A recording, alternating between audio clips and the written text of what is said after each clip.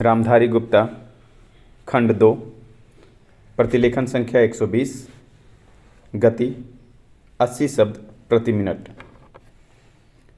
महोदय, ये सेनाएं सुरक्षा की पहली पंक्ति हैं। इन्हें ही हमले का सामना करना पड़ता है। ये कैसे बनी रही है? इनका आधार क्या होता है?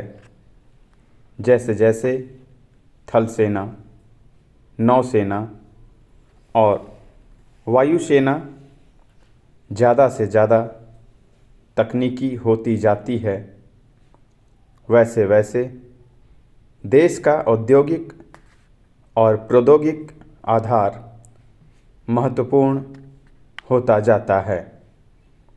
आप कोई मशीन, हवाई जहाज़ या कोई और बहुत तकनीकी हथियार विदेशों से मंगवा सकते हैं और किसी को उसे इस्तेमाल करना भी सिखा सकते हैं, लेकिन यह सब ऊपरी सुरक्षा है, क्योंकि इसके लिए आपकी प्रौद्योगिक पृष्ठभूमि नहीं है। यदि पुर्जे खराब हो जाएं, तो आपकी पूरी मशीन बेकार हो जाएगी। आपने जिससे मशीन खरीदी थी, अगर वह पुर्जे देने से इनकार कर दें, तब भी यह बेकार हो जाएंगी और आज़ाद होने के बावजूद भी आप दूसरों पर निर्भर रहेंगे। इस दृष्टि से देखें तो संसार के केवल कुछ ही देश असल में आज़ाद हैं और दूसरे देशों की फौजी ताकत के मुकाबले में अपने पैरों पर खड़े होने के लायक हैं। इसलिए थल सेना, नौसेना आदि के अतिरिक्त आपको देश में औद्योगिक और प्रौद्योगिक पृष्ठभूमि भी बनानी होगी। देश की अर्थव्यवस्था इस सब में सहायता करती है। यदि किसी देश की अर्थव्यवस्था मजबूत ना हो तो वह देश कमज़ोर पड़ जाता है।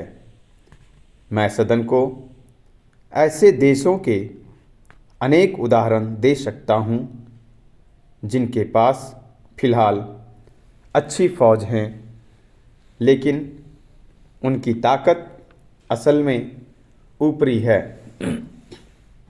कारण यह है कि उनकी फौज अनेक बाहरी चीज़ों पर निर्भर है, जैसे विदेशी मशीनें, विदेशी अर्थव्यवस्था, विदेशी सहायता आदि।